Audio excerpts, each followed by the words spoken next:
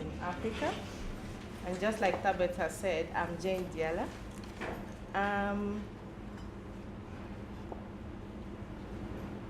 I'll start by defining what child marriage is. Of course, everybody knows what child marriage is.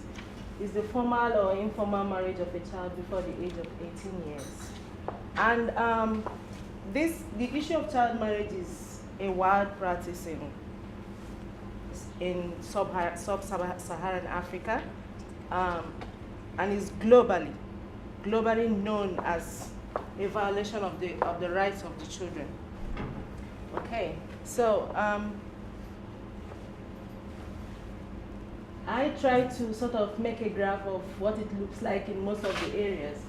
So this is like the less developed countries, then we have the sub-Saharan, and then the West and Central Africa. So this is where it happens mostly, less developed less developed countries. Also, there are laws that try to talk about child marriage, that try to eradicate the issue of child marriage in Africa. So we have laws like, we have the SADC Protocol on Gender and Development, we have the CEDAW, we have the Convention on the Rights of the Child, we have the UN Convention with regards to consent to marriage, minimum age for marriage and registration of marriages. And then we have the new SADC model law. All these laws speak to child marriages. But even at that, we still have child marriage. So I've tried to sort of bring out the reasons for child marriage. The first one is poverty, which my colleague Ruth sometimes does not agree with me. So I have poverty, and then lack of security, because most parents believe that because she's a girl, she's not secured. You might as well get her married now that she's young. And then we have gender inequality. We have ignorance. So under ignorance, I have ignorance of the dangers. So most of the parents, they don't know the dangers that comes with child marriage. And then we have the ignorance of the law. Most of them don't know what the law says about child marriage. And then we have legal pluralism, and then illiteracy. Of course, most of them are not educated. And then we have cultural norms, and then distortion of bridewealth, which is my main argument. So I'm going to be talking on the legal pluralism and then the distortion of bridewealth. I'll speak just a little on cultural norms and then gender inequality. So gender inequality and then cultural norms are somehow intertwined, because it is cultural norms that sometimes create what we call this gender inequality. So you find out that custom or cultural practices, they've already assigned roles to female, and then they've assigned roles to male. And then sometimes we have the male son preference. So, and the society, some African society are patriarchal in nature. So they just sort of favors the male more than the female. I have a first-hand experience of that. I didn't marry at my young age, actually, but I had a first experience of that. So when I was about to go for my university, some men came to my father and was like, she's a girl. Why do you want to send her to school? I mean, she will soon marry. She's supposed to get married. If her husband wants her to be educated, he can train her. So there's no need. Why don't you spend the money on your boys? You know. But my father is an educated man, actually, so he sent me to school. So, but this is actually what most of the girls face in Africa. So their parents, they don't send them to school. Because, I mean, if your husband wants you to go to school, then he might as well educate you. Let him just pay the school fees. Let's give it to the male, because they're going to take care of my property and all that. So this is what cultural norms and gender inequality does. And then poverty. Most of the especially in the rural areas, they are poor. Okay, and then why do I have to spend my money on my girl child? Why don't I just marry her out? And then I have just less mouths to feed. That is what poverty causes. Then distortion of Bridewealth. We know what Bridewealth is. For South Africans, we call it lobola and all that. So it's the money or property or other form of wealth paid by a groom or his family to the parents of a woman in contemplation for marriage. That is what Bridewealth is. But over the years, the significance of what Bridewealth serves, the reason for Bridewealth, the reason has really changed. For me, what I believe that is the significance of Bridewealth is it's a form of, it legitimizes marriage. That is the first one. The second one is a form of alliance between the two families. It forms a bond between the two families. But now, things have changed. Before it used to be, if a man wants to marry a girl, what he does is maybe, you call it bride service or labor.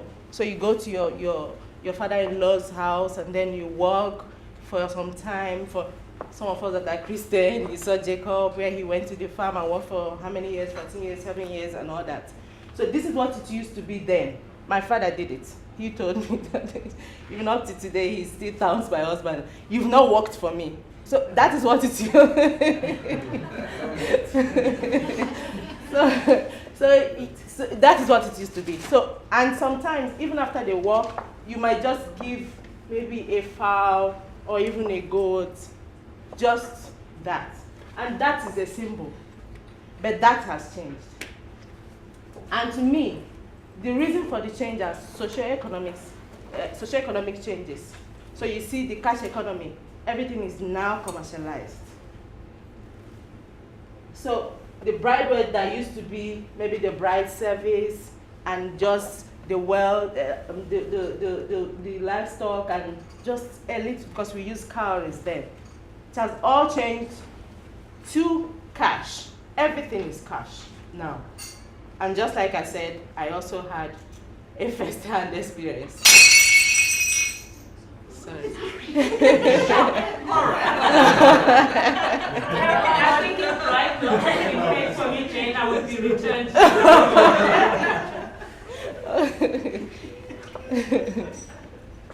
Okay, thank you. I believe that this is actually the root cause of colonialism. The root cause of socioeconomic changes is the colonialism. I've argued in my thesis, because I'm doing part of Bridewealth is my PhD thesis. So even though colonialism has its positive impact, it has also its negative impact. So I'm looking at the negative impacts that it had on Bridewealth and its implication on child marriage.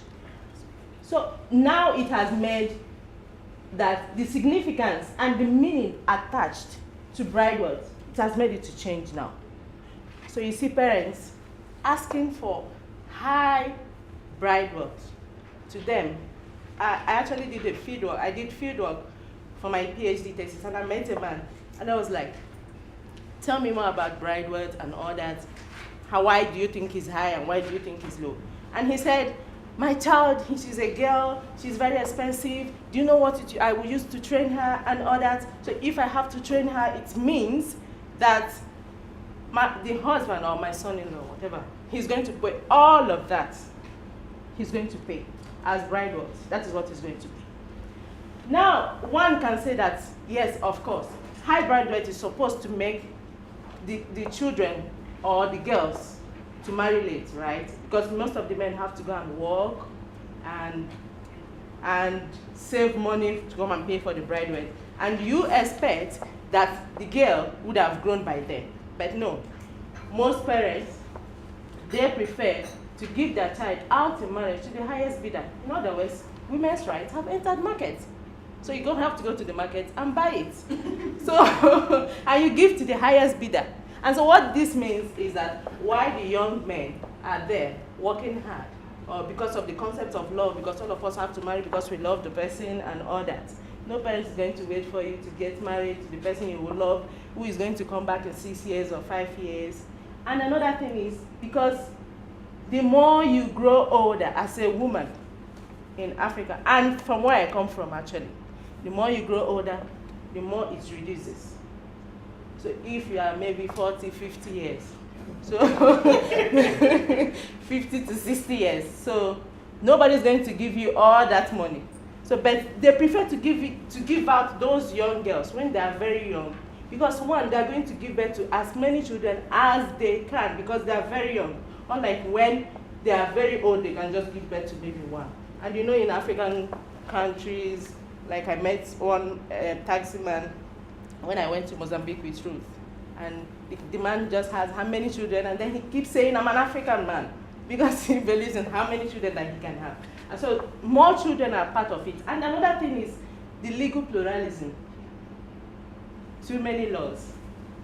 There are laws that I've already listed. Some of them have the CEDAW, the CRC, they all have different ages for who a child is, on when to get married. Some say 18, some say 15. And when you come to customary law, it doesn't have any age in most countries. And so what happens is that there's a disconnection between what the law says and what the people practice. Okay, so, and you can't say that the state law is the almighty. No, it can't.